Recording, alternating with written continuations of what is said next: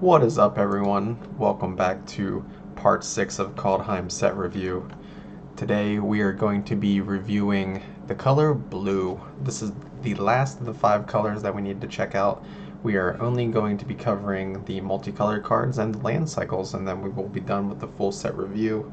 If you haven't checked out the previous reviews, we did all the other colors as well as the colorless cards.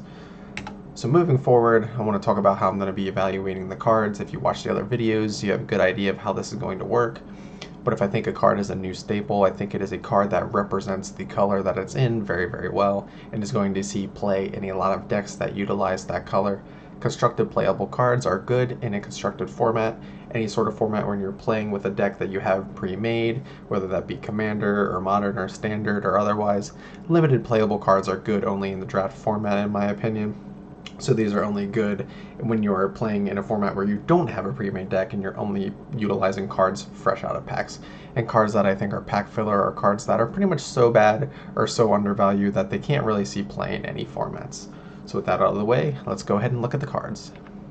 First card we're looking at today is Undersea Invader. 4 and 2 blue for a giant rogue creature. I find that creature typing very, very ironic. A giant and a rogue. That's pretty funny. He's a 5/6 with flash. It says Undersea Invader enters the battlefield tapped. So I think this is a limited card. Clearly this card is way too slow. Even though it has flash, just 6 mana for a 5/6 is probably not good enough for any constructed format. However, this is a pretty nice card in limited. If you're able to pass your turn with 6 open mana and you're able to kind of fake out a flash and block with this, actually now I'm thinking about it, it enters tapped, so you can't even flash in and block with it. So that makes it so much worse. I still think it's probably okay in limited. Wow, why does this come into play tapped? Wow, this card's bad. Like, I don't know. Now I'm starting to think maybe it's even pack filler. I think because it has flash, maybe there's a chance. Maybe there's some synergy in here where you can get it to come into play on tapped, or some synergy with that. Man, the more I'm thinking about it, I almost want to put it in pack filler now. We'll leave it in limited for now because it's a 6 mana 5/6 with flash. But wow, the fact that it comes into play tapped, I wasn't even thinking about that when I first looked at this card. That makes this card so much worse. So not off to a good start here with the blue. We'll keep it in limited, but it's very near pack filler. Next card is Strategic Planning. 1 in a blue for a sorcery. It says look at the top 3 cards of your library, pull 1 of them into your hand and the rest into your graveyard. So this is pretty much like a worse brainstorm, and it's at sorcery speed, and it also doesn't, you're not scrying, you're just putting the card in the hand, so it doesn't have any drawing synergy because you're not technically drawing the card. So I think that makes the card quite a bit worse. Looking like a limited card again.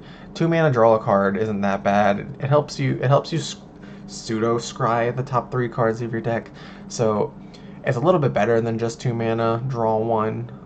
But it's definitely at sorcery speed too. This is way too slow for constructed.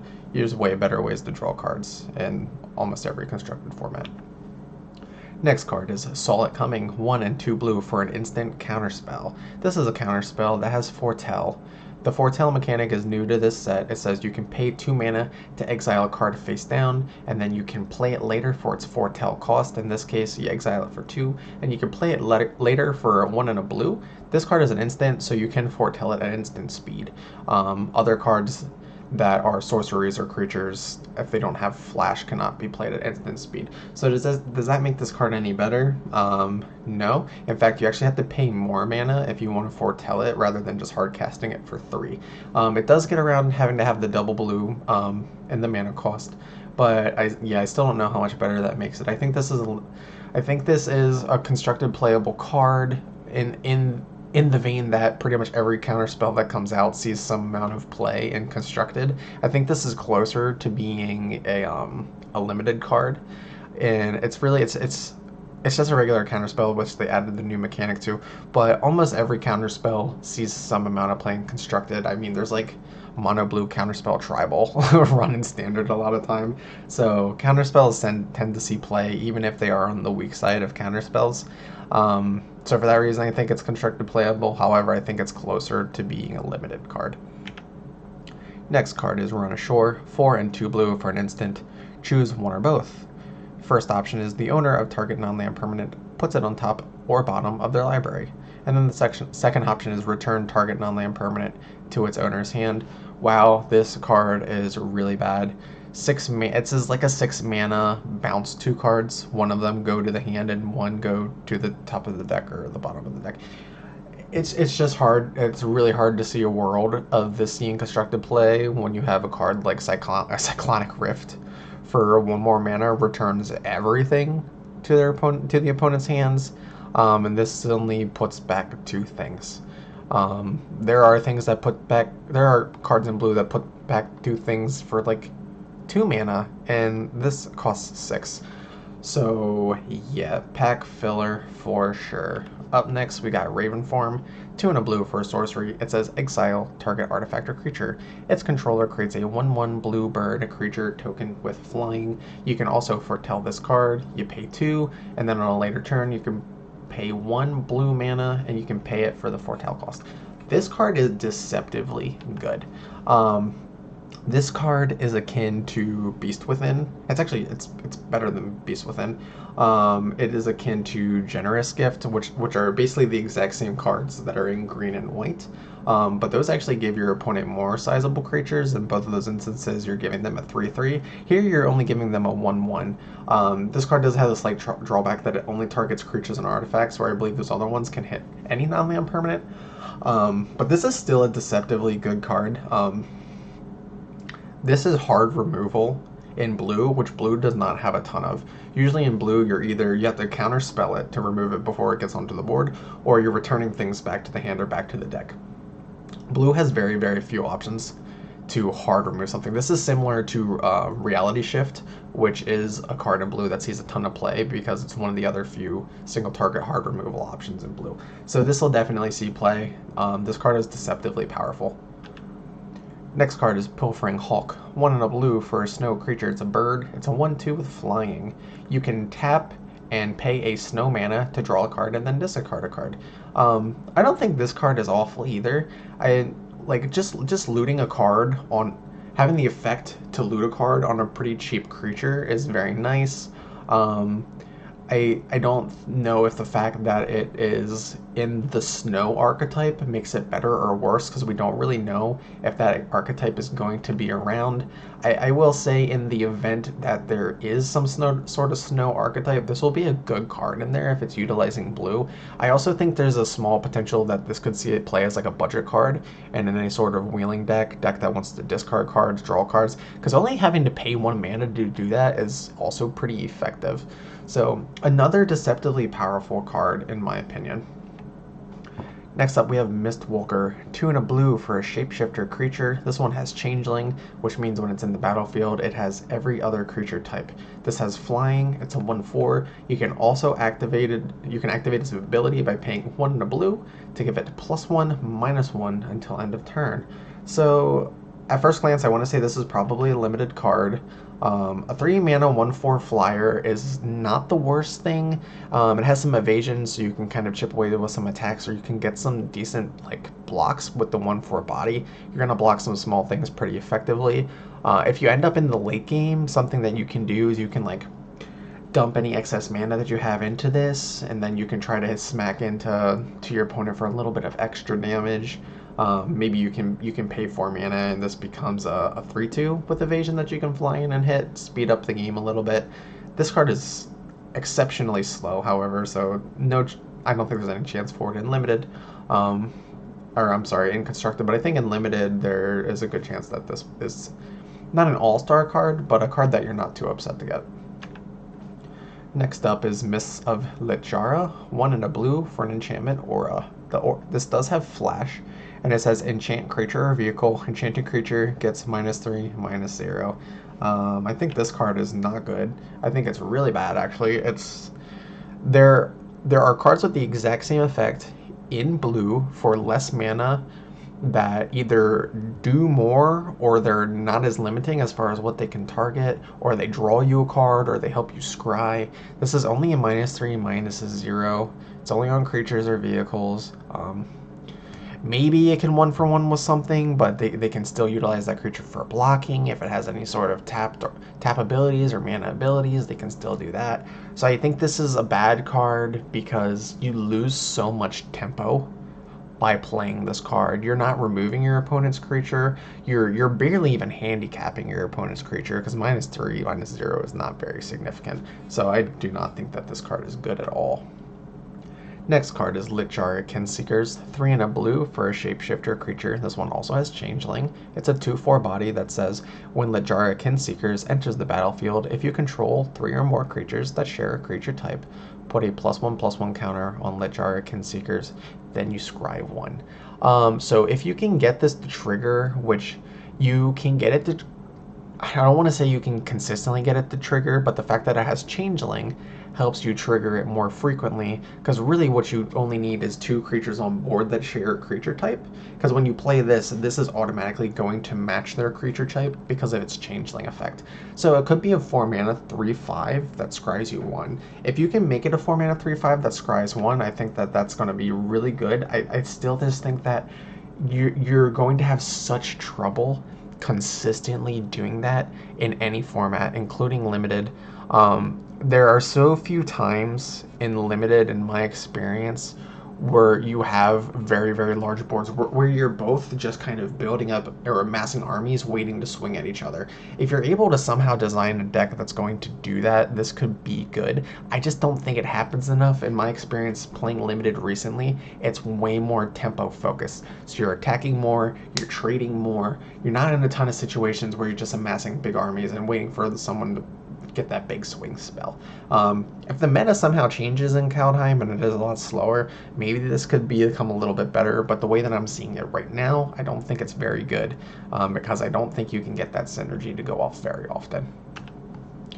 Next card is Karfell Harbinger, 1 and a blue for a creature. It's a zombie wizard. It's a 1/3. It says tap it and add a blue mana. Spend the blue mana only to foretell cards from your hand or cast instant or sorcery spells. So this card is this is so limited. There are so many better cards even in blue that do the same thing. The fact that it forces you to tap for blue mana, I think makes it even more narrowly focused. It makes it so much harder to utilize. I will say the one saving grace for this card is it's a wizard, so maybe there's some synergy somewhere out there in a constructed deck where you can utilize it. I'm not seeing it. You're often not getting a ton of instants or sorcery spells when you're playing in limited, so I don't know how often you're going to get this effect to go off. I feel like this card is a trap. It is a pseudo mana dork in blue, but it's limited. It's narrowly focused, and my initial reaction to this card is I think it's a trap, and you're gonna put it on board, and it's just a 1/3, and it doesn't really do much other than that. So when you're in that situation, you're sad. Next card is Frostpeak Yeti, 3 and a blue, snow creature. It's a Yeti. Go figure. Frostpeak Yeti is a Yeti. It's also a 3/3, and it has an activated ability for 1 and a snow mana. Frostpeak Yeti can't be blocked this turn. So what does that mean for the Yeti? It means it's a 4 mana 3/3 that you can activate to make it effectively a 6 mana 3/3 with unblockable. Is that good? Don't think so. It's understated for its cost. It's limited in and you'd have to have the specific mana in order to trigger that activated ability. And even if you do trigger the activated ability, I don't know how happy you are because you're having to pay mana to get a 3/3 to go through unblocked. I don't know. Again, I don't feel like this one is very good. I don't think it does any of the right things. I think that if this card could, and the fact that you could potentially activate the mana ability more than once, but you don't get any added effects of doing it more than one time. I think if this said like give it +1/+1 and make it unblockable, it'd be so much better because you could dump more mana into it to give it more +1/+1s. You can't dump more mana in this and to make it unblockable multiple times. When it's unblockable once, it's unblockable. Getting more than one unblockable trigger doesn't do anything for you. So not my favorite card. Been a little disappointed as far as the blue creatures so far. Now, the next one is Draugr Thought Thief. 2 and a blue for a zombie rogue creature. He's a 3/2, and he says, when Draugr Thought Thief enters the battlefield, look at the top card of target player's library. You may put that card into their graveyard. So this is like reverse surveil, where you're not looking at the top card of your own library and deciding if it stays there or go to the graveyard. You're looking at your opponent's, and you decide if it stays there or go to the graveyard. So I think there's a little bit of interesting top decking manipulation you can do with that. I think this card gets, actually, it's an early game play, but I think it actually gets a little bit later in the late game, because you could potentially play him out when you're in a top decking war. You look at your opponent's top card, you're like, oh, they've got a land. We're going to keep that on the top because I'm going to make sure that their next draw is dead, essentially. Or maybe you play it and they're drawing into a huge 6 mana creature or a big swing spell, and you're like, nope, sending that one to the graveyard. So in limited, I think this can make for some very powerful decision making and swinging abilities. Too slow for constructed, unfortunately, but limited, I think you're happy to get quite a few of these.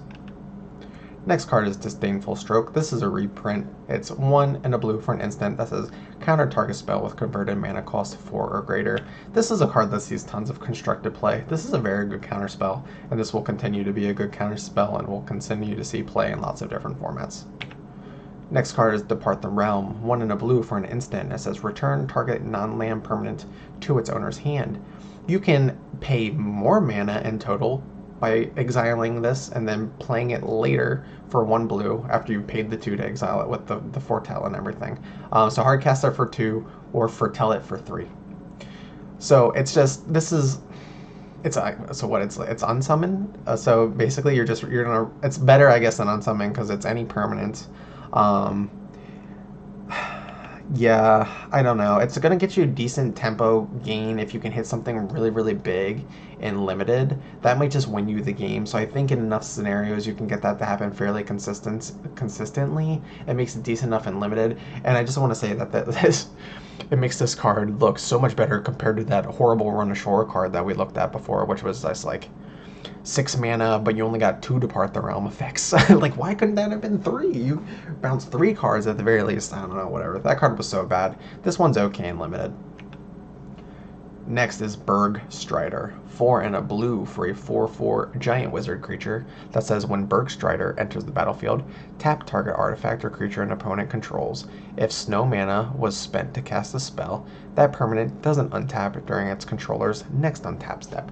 I think this is another card that is deceptively powerful. It's not constructed worthy, don't get me wrong, but if you can pay a snow mana to get this guy out, and you can tap down your opponent's big creature for 2 turns, that's going to be like a pretty nice tempo swing. It might allow you to get an attack in that turn. It might let you swing in with the Berg Strider and some other things the following turn. So in the late game, tapping down your opponent's big stuff that they've invested lots of mana in is going to generate you so much tempo. And like I said, I do feel like the limited format is very tempo oriented right now. So if you can do that and generate so much tempo, I think it's going to give you a strong edge to win a game in limited.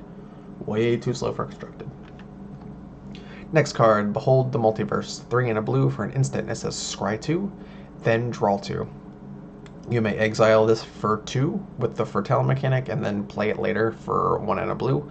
So it's 4 mana, draw 2 effectively. I don't think that that's very good. There's better ways to draw cards, especially in constructed. However, any card draw or card advantage is really, really good in limited. So I don't love this card, but I think if you draft like one of them to put in your deck, you draw into it when you're top decking, it's going to put you ahead a lot in card advantage. So you don't want a lot of these, I don't think. I think 1 is probably sufficient. The scrying 2 helps because you can kind of tutor through those next 2 draws. I wish this was like scry 4, draw 2 cards. It would be so much better, and I don't think that would be unreasonable to see a card like that. Yeah, as it is, maybe like 1 in limited, it narrowly avoids being pack filler. Next card, Augury Raven. 3 and a blue for a bird creature. It's a 3/3 with flying. You can foretell this. If you pay 2, you can play it on the later turn for 1 and a blue. This card is not going to see play in any constructed formats, But a 4 mana 3/3 flyer is just not that bad in limited. It's got a sizable body that's going to be a little bit difficult to remove, and it's got flying for evasion, and it's got good power as far as flyers are concerned. You can start smacking in for 3 damage every turn with this, and your opponent can't do much about it depending on the colors that they're in. So you play this on turn 4, you can put your opponent on a pretty quick clock. So for that reason, I think it's decent and limited, but like I said, I don't see a home for this in constructed. Next card is Annul. You pay 1 blue for an instant. Counter target artifact or enchantment spell. So, if there's anything that we know about Magic the Gathering, 1 mana counter spells are really good. This one's no exception. This card is really insane. There are so many enchantments and artifacts that cost 4, 5, 6, 7 mana. If you pay 1 blue to counter that, you're gonna win the game. Your opponent, they're gonna blow their whole turn playing their big enchantment that's supposed to do all these things, and you just have to leave 1 blue mana open to completely upend their entire turn. I don't see how you come back from that when you're playing in those sorts of games. This card is so crazy. I think this card is so good. 1 mana counter artifact or enchantment. I mean, even if you hit a 2 or 3 mana enchantment, this is still a net positive as far as mana advantage. So I think in almost every single scenario, when you trigger this card, you're profiting on that exchange. So this card's nuts, and it's going to go in so many decks. This is a prime example of why blue is so good. Next card is Brine Barrow Intruder. You pay 1 blue for a human rogue creature. It's a 1/2 with flash. When Brine Barrow Intruder enters the battlefield, target creature and opponent controls gets -2, -0 until end of turn. This card already exists basically and was printed in the last set. It was effectively the exact same card. It was the human rogue flash. I think it was a 1/1 though, but it would give something -2, -0, and I think it even did something else. I don't know. Does this card go into the rogues deck that's very popular right now? I don't even think that it does. I think that it's a little bit slow, and that deck has a huge milling theme. This card doesn't do much for you as far as milling is concerned. It has synergy with the other rogues, but other than that, I think the rogues in the rogue format right now are already more powerful than this one. So I don't think it goes in those decks. However, a 1 mana 1/2 with flash that you can use to gain a favorable trade at instant speed and limited is really good, because your opponent might swing in with you with a I don't know, a 4/4, and you got a 3/3 on board, and you declare your blocker, you throw this guy down, and then you can make that block and you're not going to lose your creature. In some scenarios, I don't know, maybe it's a 4/3. They swing in with a 4/3 and you block with your 3/4, and then you do this, your opponent loses their creature, yours survives, you gain a ton of tempo advantage out of that. I don't think it's bad enough to be pack filler, but I don't think it's good. This would only see play in that rogue deck, and I don't think it's good enough to go to that deck, so I think this is a limited format card. Next card is Bind the Monster. 1 blue for an enchantment aura. Enchant a creature. When Bind the Monster enters the battlefield, tap the enchanted creature, and it deals damage to you equal to its power. Enchanted creature does not untap during its controller's untap step. This card is very strong. And depending on certain formats, it gets even better. Formats where you start at a higher life total, this is really, really good. This is essentially just a 1 mana removal spell for most stuff, unless it has some sort of strong static effect or activated ability, because even if you enchant that, those creatures can still do their activated abilities, as long as they don't have to tap to do it. So they can do those, and their static effects can still trigger and such like that. But if you can just hit a pretty reasonable sized creature or anything that needs to tap to get its abilities, like, you can just throw this down on turn 1 and hit like a mana dork and stop their mana dork from doing anything, that kind of keeping you on pace with your opponent a lot of the times, so you can kind of stop them from getting too out of hand. And it's not that detrimental to lose some HP, because life is a resource. Some people don't always understand that it's okay to pay some life if it's gaining you an advantage on the board or putting you in a better position to win the game, as long as it's not the remaining life you have left. So I think this card is actually really pretty good. Next card is Inga Rune Eyes. 3 and a blue for a legendary creature, a human wizard that is 3/3. When Inga Rune Eyes enters the battlefield, you scry for 3. When Inga Rune Eyes dies, draw 3 cards if 3 or more creatures had died that turn. That seems like a really powerful effect. I just don't know how frequently you can make that happen. A lot of blue decks are not themed around getting lots of creatures on board. Like mono blue flyers in the past historically has kind of done that, but this doesn't have much synergy with that. It's not a flyer. I mean, the fact that it helps you scry 3 when it comes into play is fairly nice. I just think this card is really slow for constructed and doesn't have any like synergy in blue, as far as I can tell. I feel like it would have made sense in some other colors, realistically. However, in limited, I think this is fine. A 4 mana 3/3 with scry 3 is not that bad, because it helps you make informed decisions about your following plays, and I think that alone makes it important. In limited, you're never going to trigger that effect of drawing the 3 cards, but if you can, you're probably going to win that game. Next up, we got Glimpse the Cosmos, 1 and a blue for a sorcery. Look at the top 3 cards of your library. Put one of them into your hand and the rest on the bottom of your library in any order. If you control a giant, you can cast this card from your graveyard by paying blue rather than its normal 2 mana cost. If you cast Glimpse of Cosmos this way and it would be put into your graveyard, you're going to exile it instead. So this is I hate this card. I hate this card because it's literally the exact same card we saw printed at Common, except if it says if you have a giant, you can play it again from your graveyard. Like, why print this card, or why print the other card? You essentially printed the same card twice, but you printed one to have tribal synergy. I don't know. This seems like lazy design for me. I don't think it's any better than the one we saw before. I don't know. This card makes me upset. I don't understand this at all. The other one was fine and limited. This one will be fine and limited too. I don't really want to spend any more time talking about it. Next card is Rune of Flight, 1 and a blue. Enchantment. It's the aura. It's the rune for blue. So we know anytime you have these auras, you can enchant any permanent. When you do that, you get to draw a card. So it's a 2 mana cycle. This one says if you enchanted a creature, it gets flying. If you enchanted an equipment, that equipment will give a creature flying whenever it's equipped to it. So unfortunately, this is not like the amazing rune that we were waiting to see that was going to make a rune super good or super powerful. This one's right on par with the very low power level that we saw from the other ones. Again, I think the most redeeming quality for this one is that when it comes into play, it's going to draw you a card. So it's a 2 mana cycle. Maybe the flying matters once in a while. I feel like oftentimes it doesn't. Flying's better in limited, so I think it's a lot nicer in limited, and it's too slow for a constructed.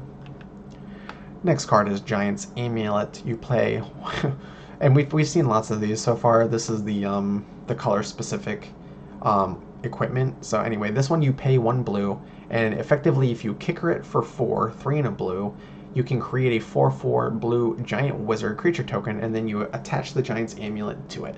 When Giant's Amulet is attached to something, it's going to give it +1 or +0/+1 and hexproof as long as the creature is untapped. So if you invest and you pay the full 5 mana for this, what are you going to get? You're going to get a 4/5 with hexproof when it's not tapped. Which, believe it or not, I think is probably actually the best one of these that we've seen so far, and it only costs 2 to move the Giant's Amulet to another creature, and hexproof is pretty good compared to the other effects that we've seen so far. Like, most of them were getting very weak keywords or really just marginal stat buffs. I think giving something hexproof is pretty good. I don't think it's really good enough to see any constructed play. I think this one is actually okay and limited. A 5 mana 4/5 with pseudo hexproof is really not bad as far as I'm concerned. And you can just kind of leave it around as a blocker and never attack with it. It's going to make a really sizable wall that your opponents have a difficult time getting through. Next card is Frostpire Arcanist, 4 and a blue for a giant wizard creature. He's a 2/5. He has a static effect that says this spell costs 1 less to cast if you control a giant or wizard. So if you have a giant or wizard in play, this guy becomes a 4 mana, a 3 generic, and a blue for a 2/5. So when he enters the battlefield, search your library for an instant or sorcery card with the same name as a card in your graveyard. Reveal it, put it into your hand, then shuffle your library. So this card is automatically bad in Commander, clearly, because you need to have multiples of the same card, and you also have to have one of those multiples already in the graveyard to be able to fetch a copy of it that's still in your deck. I feel like that's a lot of hoops to jump through. I You're never going to get to play this on, like, ideally you want to play this on 4, because if you play it on 4 you get the mana discount and you get a 4 mana 2/5, which isn't the worst thing I've ever seen. But you have to have played the specific spell on turn 1, 2, or 3 to get into the graveyard so that you can then get another one. I mean, you can make the argument that just getting any spell off of this is value, but I don't know that that's necessarily good enough. You would really have to heavily design around this, and I don't think that there's no giant themed tribal decks right now. They're really pushing it in this set. I don't think that that's going to be a good deck. I could be wrong. Obviously, I could be wrong. Wizards are historically very powerful, but I don't think that this is the kind of card that wizard tribal decks usually want. Yeah, I don't know. I think this is another one of those trap cards. I think because of the amount of text on it, it looks better than it probably is. Next card is Avalanche Caller, 1 in a blue, snow creature, human wizard, that's a 1/3. You can pay 2 mana. Target snowland you control is going to become a 4/4 elemental creature with hexproof and haste until the end of the turn. It stays as a land. This card's not bad. I don't think it's going to be good enough for constructed because I think it's a little bit slow. But I do like the effect on it, and I like that you can activate the effect multiple times per turn. If you're playing an arena, you're going to have to be exceptionally careful on how you're tapping, because I know that the auto tapper likes to screw you over every once in a while. Because you're probably going to have to make sure that you manually tap your mana, because when you activate this ability, you have to target an untapped land. If you target one of the lands that you tapped to activate the ability, your land's going to come in as a creature. It's going to have hexproof and haste, but it's going to come into play tapped, and you are not going to be able to attack with it. However, you can do this at instant speed, so there's a chance that you can even do, like, if your opponent's not paying attention and you left 2 mana open, this is on the board, you can pay 2 mana to bring out a 4/4 hexproof blocker. I don't know whether it's better to use it as a surprise blocker or to be using it as an attacker consistently. You do got to be careful. If you're abusing this too much, you do have a chance that you're going to lose those lands when they're in creature form. It's not easy to do that since they have hexproof, but you're going to lose overall mana advantage if you lose too many of these creature lands. Again, I think this is too slow for constructed most likely, but I think this is a very powerful limited card. Next up is Icebind Pillar, 2 in a blue for a snow artifact. You may pay a snow mana and tap Icebind Pillar. If you do that, tap target artifact or creature. Wow, this card's not good at all, is it? It has a recurring effect of you can potentially tap something down once every turn. If there was some amount of synergy to be able to untap this multiple times per turn and you had a lot of mana, you could potentially lock out your opponent and keep things tapped indefinitely. I just don't think paying 4 mana the turn that you play this to tap 1 artifact or creature is very good. That is a huge tempo loss. I really think this card's even too slow for limited. Like, I think you'd rather just replace this with any reasonable 3 mana creature a lot of the time. So, not my favorite card. Not a big fan of this one. Next up is the Frost Augur. He's 1 blue for a 1/2 human wizard snow creature. Blue has a lot of snow creatures, I feel like, in comparison to the other colors that we've seen so far. This one says you can pay a snow mana and you can tap the Frost Augur. If you do that, look at the top card of your library. If it's a snow card, you may reveal it and put it into your hand. So if there is a snow deck and the snow deck uses blue colors, this card's nuts. Because you could effectively make every single card in your deck a snow card. You can make all the lands snow cards. You can make, whether that's basics or now they have dual snow lands, so any of those will go into your hand. You can make all your creatures, potentially all of your instants, all of your enchantments, basically all your spells and lands, every single permanent and spell in your deck could be snow. And if you're able to do that, you don't have to build or design or do statistics about how frequently this card's going to be good. Every time you tap it, you're going to add a card to your hand. So 1 mana, tap a 1 mana card and draw a card is freaking nuts. So if the community can design this deck, this card is really insane. So yeah, if the snow deck exists, watch out for this one. This is going to gain so much card advantage. Next up is Reflections of Littjara, 4 and a blue for an enchantment. It says, as Reflections of Littjara enters the battlefield, you choose a creature type. Whenever you cast a spell of the chosen type, make a copy of that spell. And the copy is a token, obviously. So, this card's so good. This card is so good. It's on an enchantment, so it's reasonably difficult to get rid of. Only certain colors are going to have an easy time dealing with this. I'm just thinking about how much value that you can get off of this. I am sure that there's numerous combos that you can do with this to just immediately win the game. I'm not going to take the time to dive in and talk about them right now, because I'm sure there's already 800 pages on Reddit that have discussed this ad nauseum. This is nuts. I really think that this card is so good. Yeah, granted, you're going to want to have this in some amount of tribal type deck if you want to utilize this with multiple different creatures. But I think in a lot of decks, you're really going to be looking to use this with 1 or 2 specific creatures, so you don't have to worry about getting tons of value off of it with multiple different creatures when you're casting them. Like, I think this is more of a combo card. So when you're comboing it with that specific creature, you can just name that specific creature's type, and then you're going to get so much value off of this. This is crazy, and I can only imagine that it's going to activate so many more different OTKs and combos than there is already access to. So this card's probably gonna roll some eyes when it hits the board, I can imagine. Next card we're looking at is Mystic Reflection, which is not much different than the card we just saw.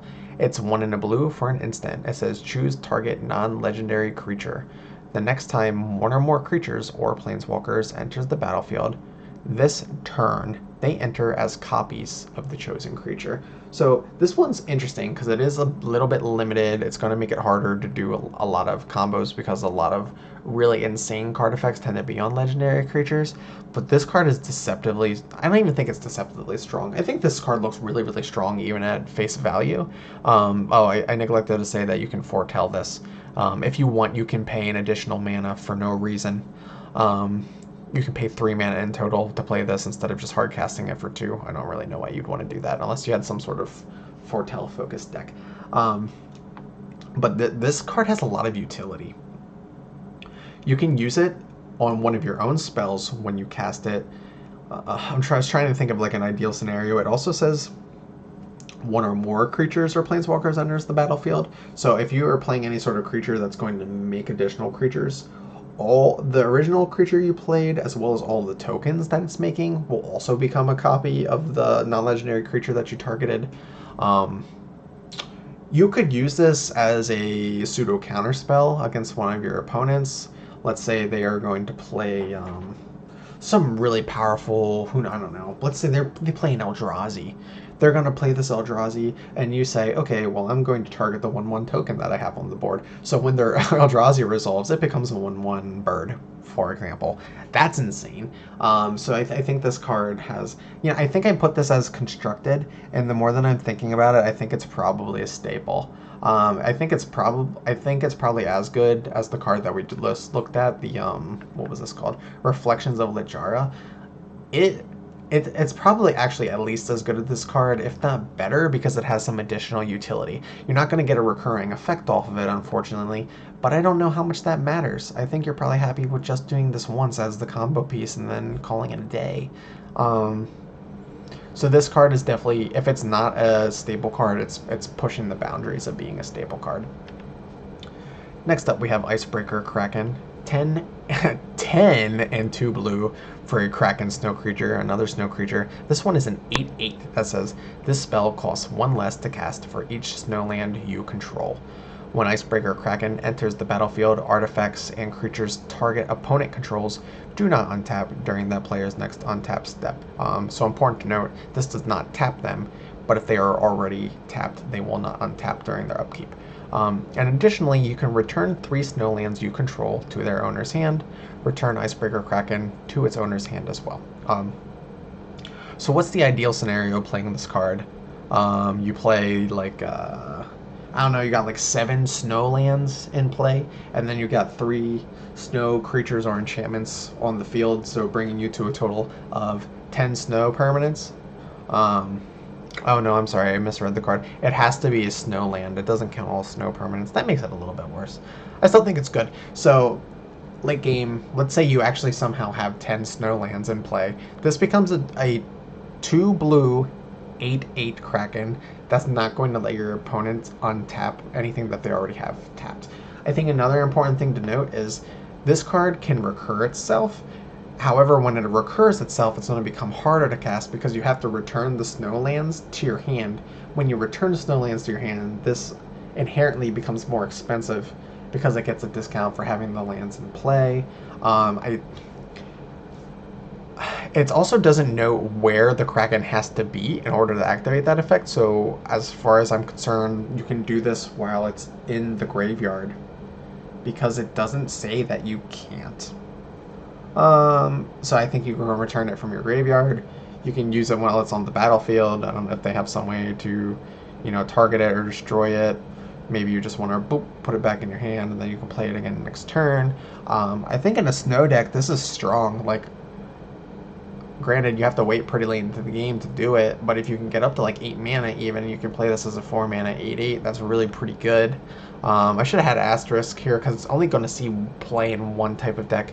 It's going to see play in that snow deck and that snow deck alone. So if that deck exists and it's good, you're going to see like this. You're going to see the Frost Augur from before, and a couple of the other snow cards are really going to make this tick. So if this hits the board for anything less than 4 mana, I think it's really, really insane. Next up, we have the Cyclone Summoner, 5 and 2 blue for a giant wizard creature. This one is a 7/7. It says when Cyclone Summoner enters the battlefield, if you cast it from your hand, return all permanents to their owner's hands, except for giants, wizards, and lands. Wow, this card is good. This card's good. It's basically just it's similar to Cyclonic Rift at the 7 mana point. And it's on a creature. The biggest drawback that you have is you can't cast it at instant speed, so that is a bummer. And however, this does hit some of your own cards. But if you're building some sort of wizard deck or giant deck, and most of your your creature permanents on the board are giants or wizards, you're effectively actually just going to Cyclonic Rift your entire opponent's board. So I think this card probably goes right into a wizard deck more than a giant deck, because I just don't really think that there's any giant decks really. But there are wizard decks, and I think you could effectively play this in a wizard deck, and it'll more or less end the game when you play it. Next is Cosmos Charger, 3 and a blue for a horse spirit creature. That's a 3/3. It has flash. It has flying. It says foretelling cards from your hand will cost 1 less and can be done on any player's turn. Cosmos Charger itself can be foretold by paying 2 to exile it, and then you can actually you can play it for its foretell cost at any time because it does have flash, but you have to pay 2 and a blue to foretell it. So if you go through the hoops of foretelling it, this is 5 mana, or you can hard cast it at instant speed for 4 mana. So how good is this card? This card is going to be good. I think this card itself can kind of make foretell as a mechanic work or so much better. One of the hugest disadvantages of foretelling is it has to be done on your turn at sorcery speed. This circumvents that difficulty because it's going to allow you to do it on anybody's turns, which is cool, and it's even going to give you a little bit of a discount to do that. It itself is a 3/3 flyer, which isn't that bad. It has flash, which makes it pretty sweet, so you could flash this in on your opponent's turn, and then you could foretell something. You could have foretold this first, and then you could flash it in. You could start foretelling stuff on anybody's turn. So This card more or less activates a Foretell archetype or Foretell type of deck. I still am not 100% convinced that that deck is going to be like hyper competitive, but this card is absolutely 100% going to be the centerpiece of that deck. I don't see a way really around that because it makes your foretelling cards, it makes them so much better. So if you're building foretell deck, this card has to go in there. I think this card is actually pretty good in limited too because it's a 4 mana 3/3 flyer with flash. Next up is the Ascendant Spirit. I think this card is so cool. Ascendant Spirit is 1 blue for a snow creature spirit. It comes into play as a 1/1. This card is basically a level up card, which is a mechanic that hasn't seen printed for a long time. So what this is it comes into play relatively weak. And if you're willing to invest more mana into it, you can make it better and better and better every time that you do that. So it comes into play as a 1/1. You have to start from the top to bottom. So first thing you're going to have to do is you pay 2 snow mana. When you pay 2 snow mana, Ascendant Spirit becomes a spirit warrior with base power and toughness 2/3. So you pay 2 mana, you're going to give it +1/+2, and you're also going to make it a warrior in addition to the fact that it's a spirit. I don't know that that matters much, but you know, giving it +1/+2 isn't that bad. So after you've done that, you can pay 3 more snow. If you do that, put a flying counter on it, and it becomes a Spirit Warrior Angel with base power and toughness 4/4. So it gets +2/+1 the second time you do this. It gets flying, and it becomes an angel. I just love how this is adding a keyword every single time that you do it. It's so thematic, as you can tell. It's like the spirit's like growing and evolving and becoming more powerful. So then after you've jumped through the first 2, the very last thing you can do is pay 4 snow mana. If you do that, then you put 2 +1/+1 counters on it, and anytime it deals combat damage to a player, you get to draw a card. So after you've jumped through all the hoops and you've really held this card's hand, you know, you fed it breakfast, lunch, and dinner, and now it's strong, it's got lots of energy, and it's ready to smack in as a 6/6 flying angel that's going to draw you cards every time. I think this card is good only because it comes into play as a 1 mana card, and you can kind of invest spare mana that you have sitting around as you go through the game. I don't know that this is like a staple hyper competitive card. I think it's going to be good if that snow deck exists. If that snow deck exists, this is going to go in there. It's going to be really good in that deck. It gives you a way to utilize that excess mana that you don't have sitting around. If you can grow it all the way up to the 6/6 angel, you can do tons of damage. This card reminds me a lot of Terramander, which was a 1 mana 1/1 flyer that saw play a long time ago, but that had adapt, and you could pay a boatload of mana just to make it into like a 5/5 or a 6/6 flyer at that point. And once you did that, the card became really good. So it was good. It was decent in the early game, and it was really good in late game too, because you invest that mana into it and make it a really big beatdown flyer. And this card is very similar to that, I think. I don't think it's as good as Terramander because it doesn't have flying to begin with. I think if this started with flying, this card would be insane. It doesn't get flying until you've like leveled it up for the second time.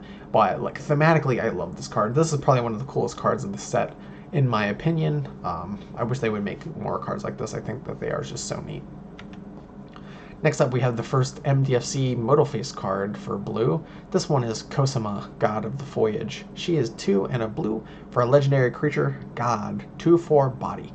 At the beginning of your upkeep, you may exile Cosima. If you do, it gains whenever a land enters the battlefield under your control. If Cosima is exiled, you may put a Voyage counter on it. If you don't, return Cosima to the battlefield with X +1/+1 counters on it and draw X cards, where X is the number of Voyage counters that it has. So what does this mean? So you play Cosima, and then you effectively trigger her landfall. So you play a land, you get to exile her. Once she's exiled, you play more lands. Every time you play a land while this is exiled, you put a counter on her. Eventually, after you put that last land and you want to finally like cash in on all of those counters on her, she's going to come back into play. Each counter is going to become a +1/+1, and you get to draw a card for that. So like, how many lands would you have to do for this to happen and be really good? I'm gonna say probably like 3 or 4 makes this card very, very good if you can get 3 or 4 of them to go off.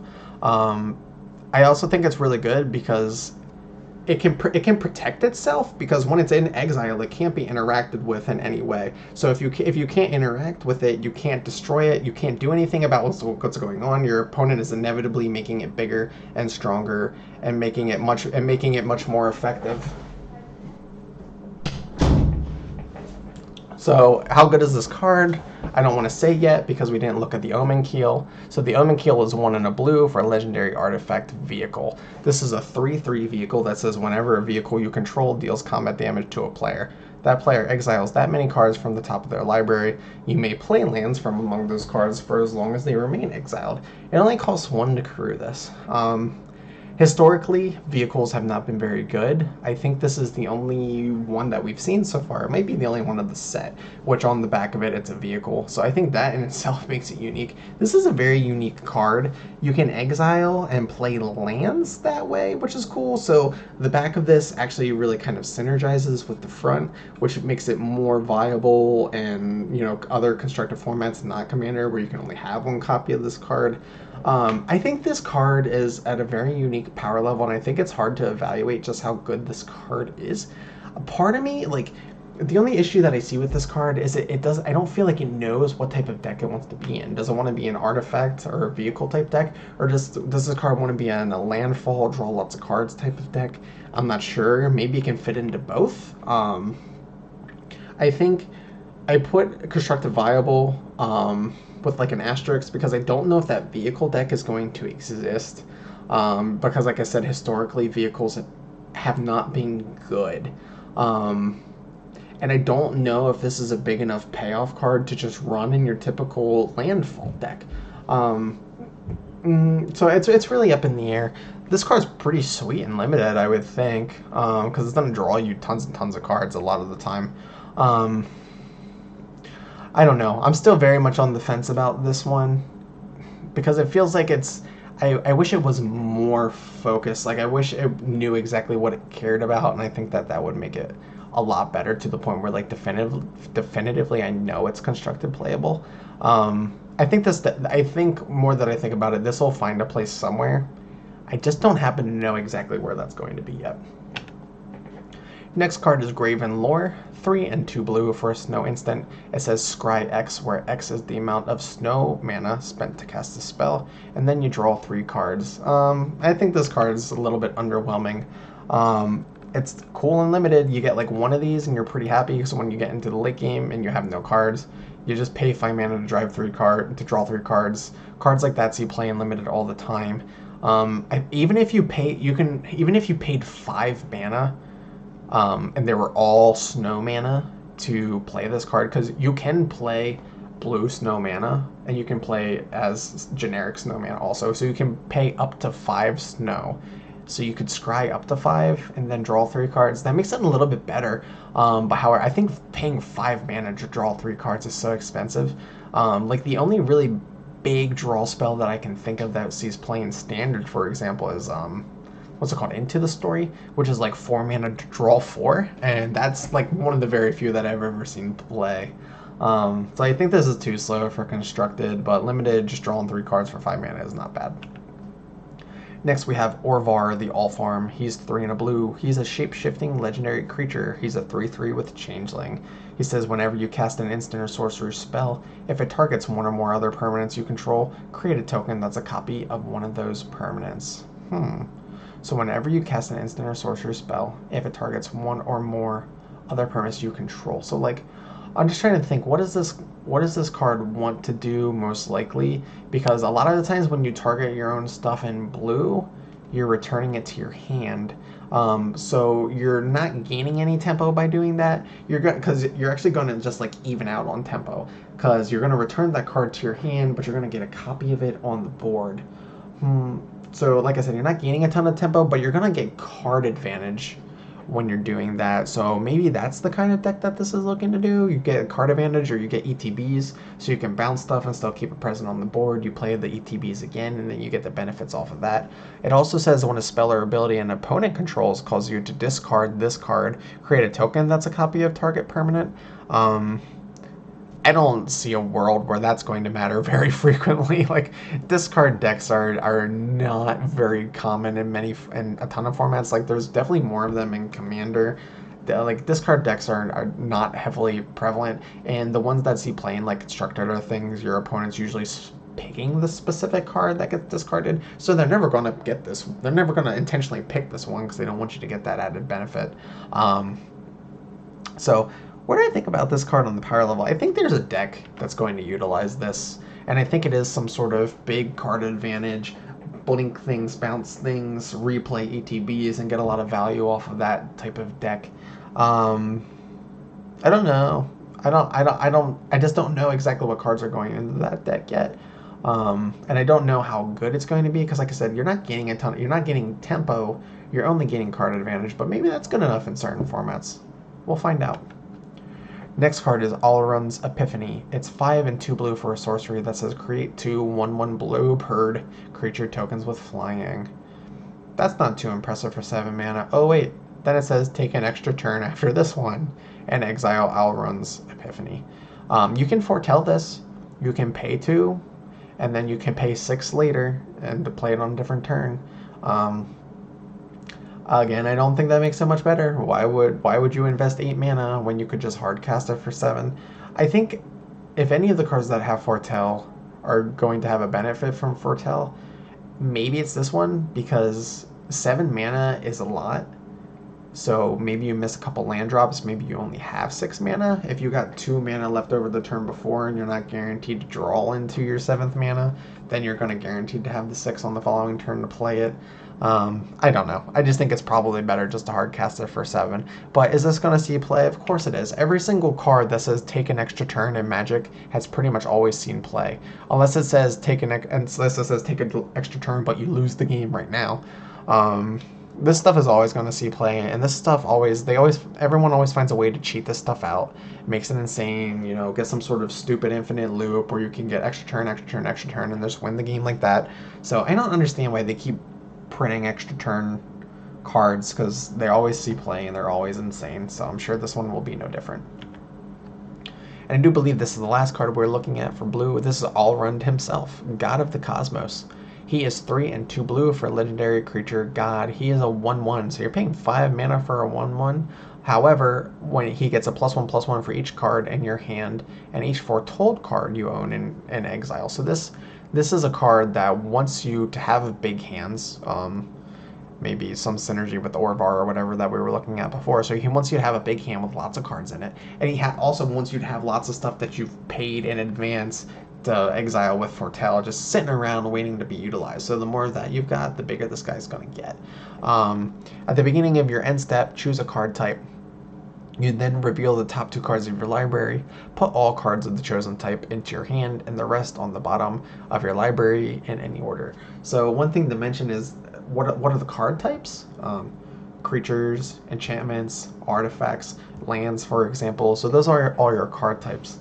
So I think a lot of the time what you are declaring is what you need the most in that situation, unless you've been able to tutor your deck. This card is really, really good with tutors. You play like a Mystic Tutor, you get the exact card you want, you pick that card type, and that's always going into your hand immediately. This card's really good with any sort of end of turn drawing, any sort of instant speed drawing. So if you got a mana sitting around, you can do this, and after that activation, you immediately opt for 1 mana to draw that card and make sure you're putting it into your hand. Yeah, I think this card is really sweet. It synergizes a lot with scrying, because if you can look at the top couple of cards, you can try to manipulate that so that maybe you can get 2 of the same permanent on the top 2, so you're getting 2 cards in your hand, so you're going to generate a lot of card advantage. And every time you get more cards in your hand, Alrund's going to get bigger. So I like that this card synergizes with itself well, and it doesn't do it to the point where I think it's too game breaking. But this also has a backside, which is Haka, Whispering Raven. The Raven side is 1 and a blue for a 2/3 flying bird creature. Also, it's legendary. It says whenever Haka, Whispering Raven, deals combat damage to a player, return it to its owner's hand, and then you scry 2. So even the backside of this kind of synergizes with the self of it. The front side of itself, because you could theoretically you could have Haka on board. You swing in him, you swing in, you hit for 2 damage, and then you get to scry 2. You do exactly what I said, where you scry the 2, and then you're like, oh, okay, I actually have 2 cards that are the same permanent type.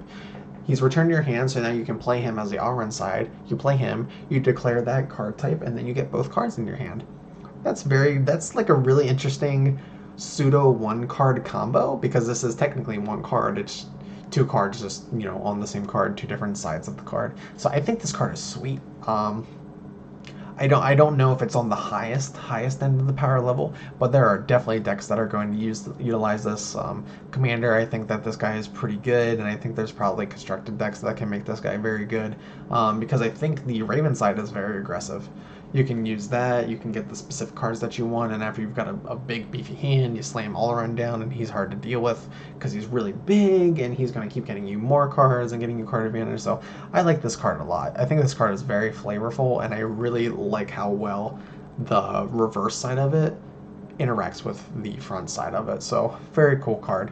And yep, that is the last card that we're going to be checking out for blue. So all that remains is multicolored cards and our land cycle. I think there might also be 1 or 2 cards from the beginning that I've missed them that I try to throw in there at some point. I think some of the cards were still being translated, and I didn't have a translation for them at the time of making those videos, so I'll make sure to get those out there as well. So all 5 of the colors are now done, and the color lists are done.